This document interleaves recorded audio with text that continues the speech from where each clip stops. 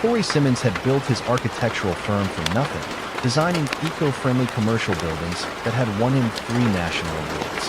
His success came from attention to detail, noticing what others missed, seeing patterns in chaos, understanding that every structure told a story about the people who inhabited it, which was why, standing in the hallway of the Grandview Hotel on a Tuesday afternoon, he noticed the name 2 lines above his own on the registry: Regina McKay, room 69.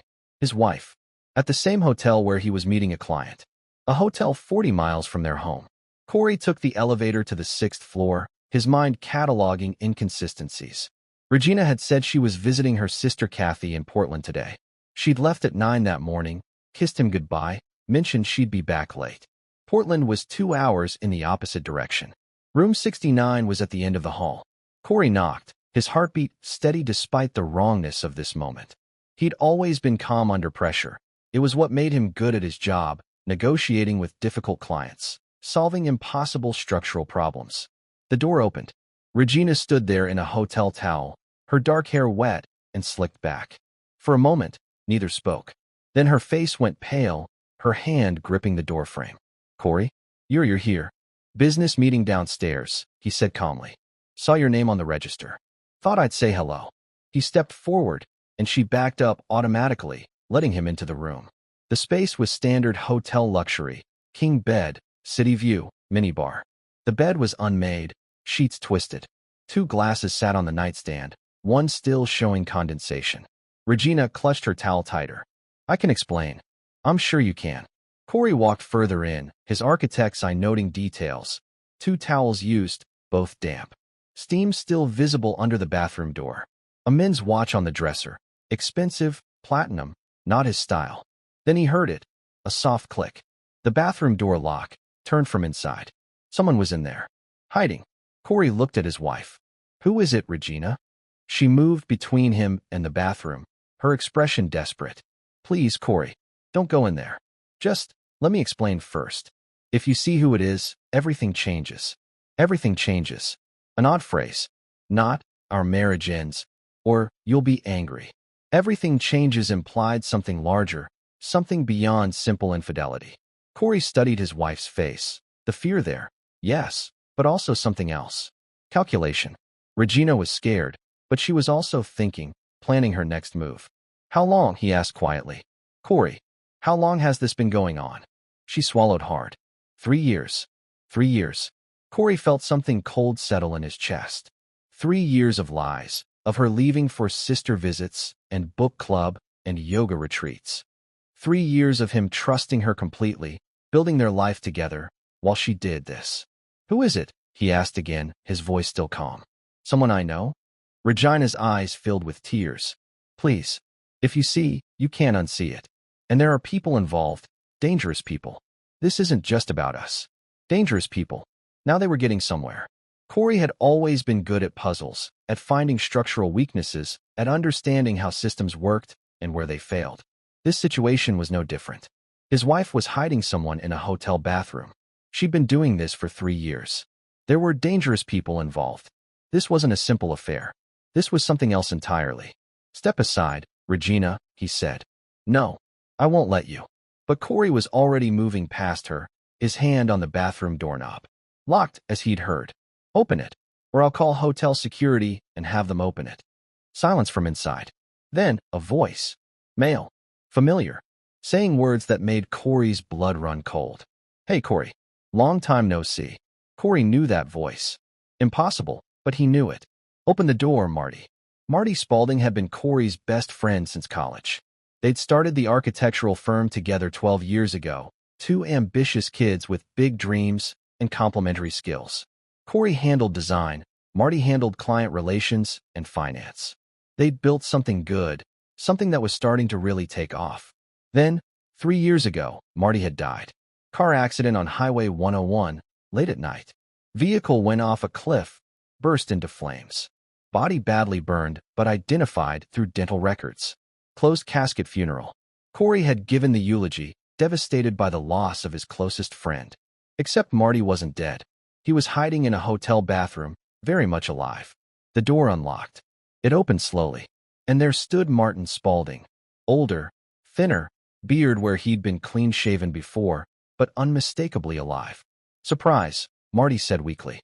Corey looked at him, then at Regina, then back at Marty.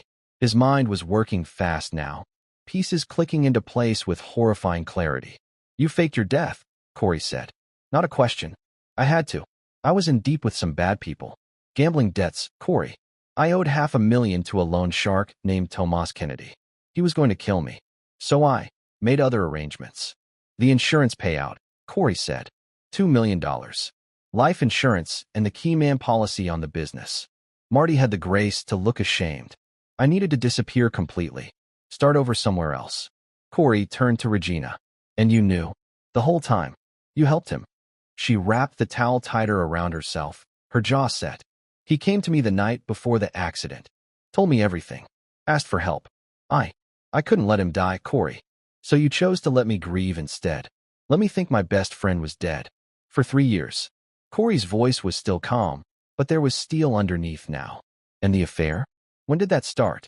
Regina and Marty exchanged a look. "Guilty, caught." "Before," Regina admitted. 6 months before he died. We were going to tell you, but then Marty got into trouble, and the plan changed." "The plan?" Corey walked to the window, looking out at the city skyline. "Let me guess. Marty fakes his death, collects insurance, pays off Kennedy, and disappears. You stay with me, play the supportive wife, wait a few years for things to cool down. Then you divorce me, take half our assets, and disappear to join him wherever he's been hiding." Silence, which was confirmation enough. "Where have you been?" Corey asked Marty. "Mexico, small town on the coast. I've been living under a different name, working as a bartender." Marty sat on the edge of the bathtub, looking exhausted. "It's been hell, Corey. I miss my life. I miss home. You should have thought of that before you stole $2 million and faked your death." "I paid Kennedy back," Marty said defensively. "Every penny. I'm clean now." "Except you're not," Corey said quietly. "Because Kennedy isn't the type to just let someone go. He's a predator. He keeps hooks in people." Marty's face went pale. "How do you know about?" "I'm not an idiot, Marty. I know you. You think you're smarter than everyone else, but you're sloppy. You make mistakes." Corey pulled out his phone, pulling up a news article he'd saved months ago. Tomas Kennedy was arrested 8 months ago. Federal charges, racketeering, and extortion. He's cooperating with the FBI, giving up names of everyone he's ever done business with. The color drained from Marty's face completely now. Corey continued, his voice measured and cold. "Which means the FBI knows about you. They know about the $500,000 debt that mysteriously disappeared right before you died. They've been looking for you, Marty. And Kennedy, trying to reduce his sentence, has probably told them everything." "Oh God," Regina whispered. "That's why you're here, isn't it?" Corey looked at Marty. "You came back because you think I can help you. You think I can fix this like I always fixed your mistakes." Marty stood up, desperate. "Corey, please. We were brothers. Doesn't that mean anything? Brothers don't fake their deaths and screw their best friend's wife." "I loved her first," Marty shot back, then immediately looked like he regretted it. Corey laughed, a short, bitter sound. "Loved her first. That's your defense? You loved her, so fraud and betrayal are justified." He looked at Regina. "Did you love him? Or was this just about the money?" She met his eyes, and for the first time, he saw the real woman beneath the mask she'd worn for years. "Both," she said simply. "I loved him. I also knew that staying with you was safer, more secure. Marty was always reckless. But I figured I could have both, security with you, passion with him." At least she was honest now. Corey nodded slowly. "Here's what's going to happen. I'm leaving this room. I'm going to my meeting downstairs. You two are going to sit here and think about your choices. And then, in exactly 2 hours, we're all going to have a conversation about how this ends." "What are you going to do?"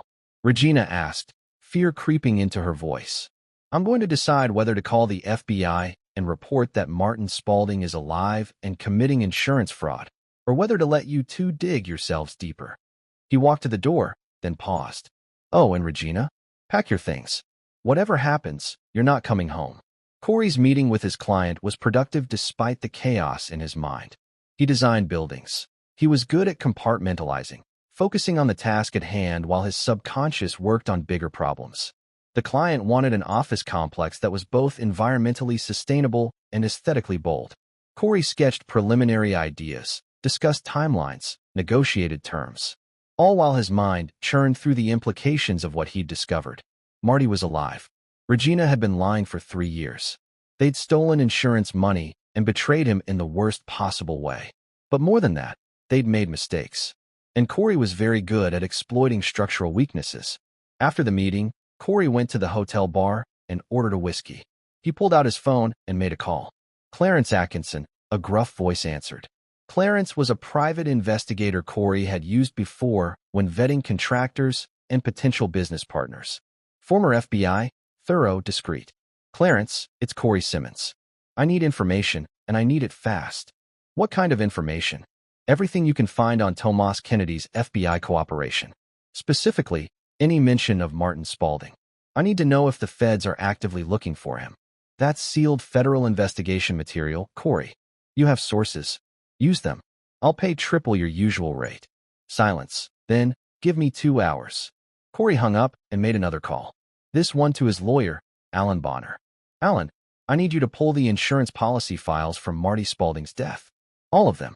And I need you to check if there's any statute of limitations on insurance fraud for a death claim. Corey, what's going on? Just get me the information. And start divorce proceedings. I'll explain later. His third call was to his accountant, Seth Brewer. Seth, I need a full audit of the company finances going back 3 years. Specifically, I need to know if any money went missing around the time Marty died, anything that might have been funneled to him. That's going to take time. You have until tomorrow morning. Corey hung up and finished his whiskey. He was building a case, gathering ammunition. By the time he walked back into room 69, he'd know exactly how deep Marty and Regina's betrayal went, and exactly what leverage he had. 2 hours later, Corey knocked on the door of room 69 again. Regina answered, fully dressed now, her face puffy from crying. Marty sat on the bed, looking like a trapped animal. Corey sat in the desk chair, pulled out his phone, and began reading from his notes. Tomas Kennedy's cooperation with the FBI includes providing information on 12 individuals who owed him money. Martin Spaulding is number 7 on that list. The FBI has an active warrant for your arrest, Marty, issued 6 months ago. Insurance fraud, faking your own death, conspiracy to commit fraud. Marty's face went ashen. The insurance companies, 3 different ones, have been investigating your death for the past year. They're close to filing charges. If you're found alive, they'll want their money back, plus penalties. We're talking $10 million minimum. I don't have that kind of money, Marty whispered. I know, which means you'd go to prison for a very long time. Corey scrolled through more notes. My accountant found something interesting. In the 6 months before your death, you transferred $400,000 from our business accounts to an offshore account. I never noticed because you handled the finances, and I trusted you. Regina closed her eyes. Corey, you were planning this for a while? Corey continued. Building up a nest egg, setting up your escape. And Regina, you helped. I have hotel records now. You've been meeting Marty at various hotels across 3 states for 3 years. Always paying cash, always checking in under fake names. Except today, you used your real name. What? She didn't answer, but Marty did, his voice bitter.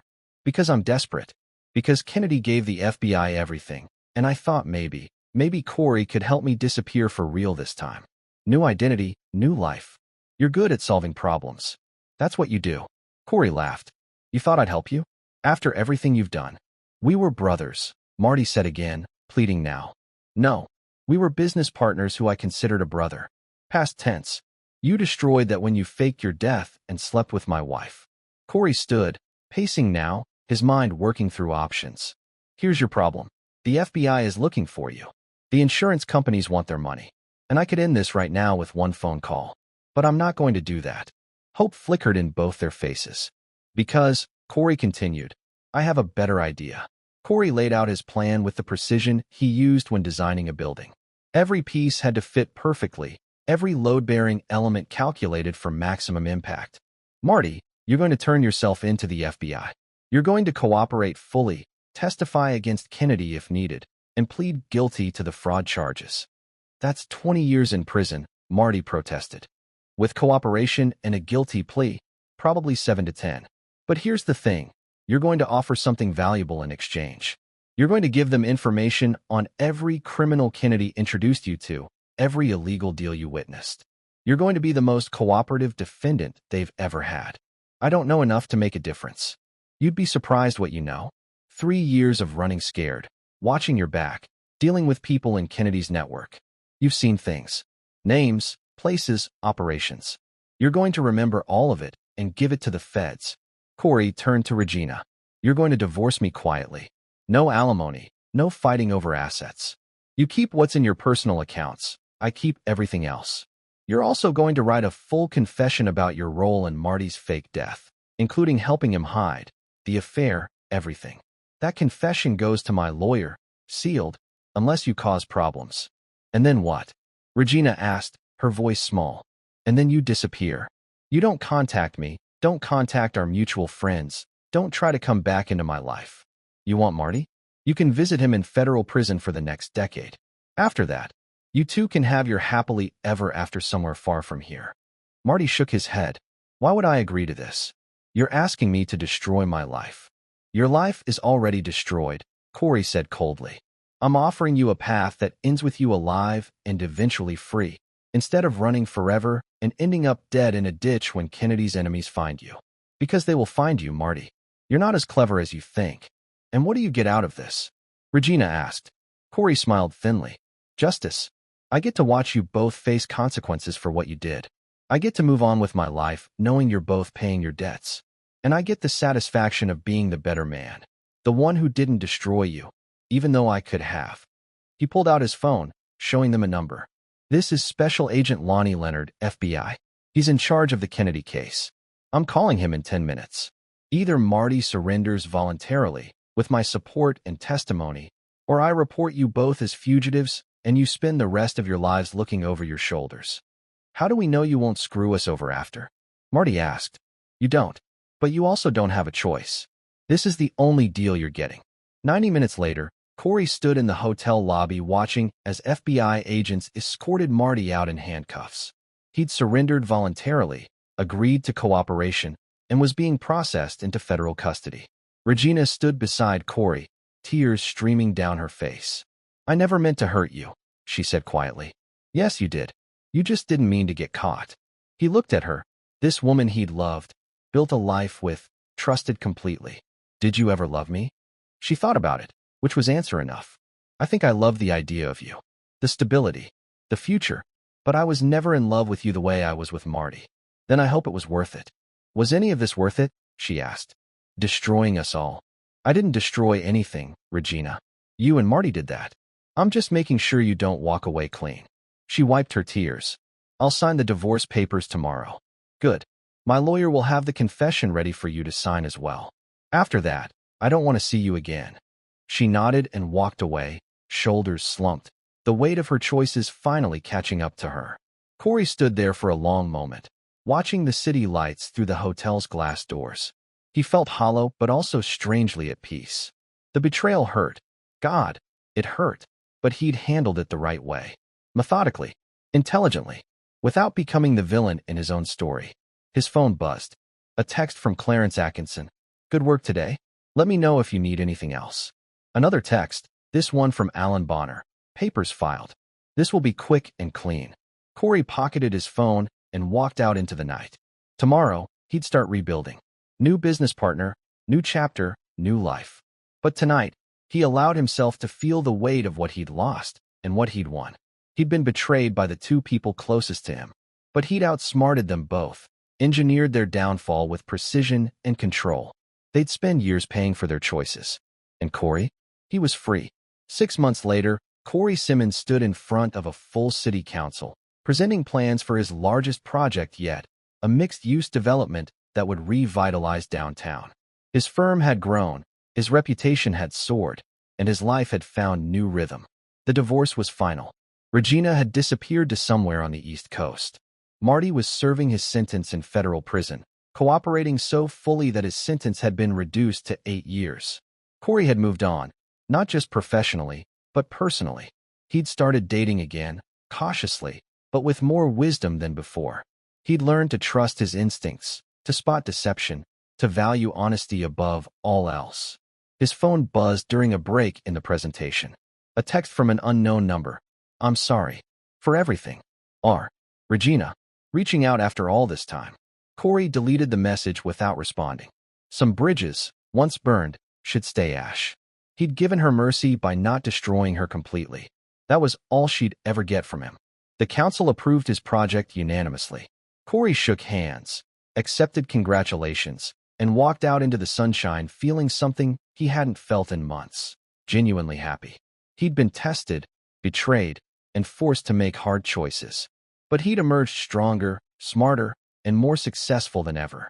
The man who had knocked on room 69 6 months ago had been naive, trusting to a fault. The man walking out today knew better. He knew that trust was earned, that love required truth, and that sometimes the best revenge was simply living well.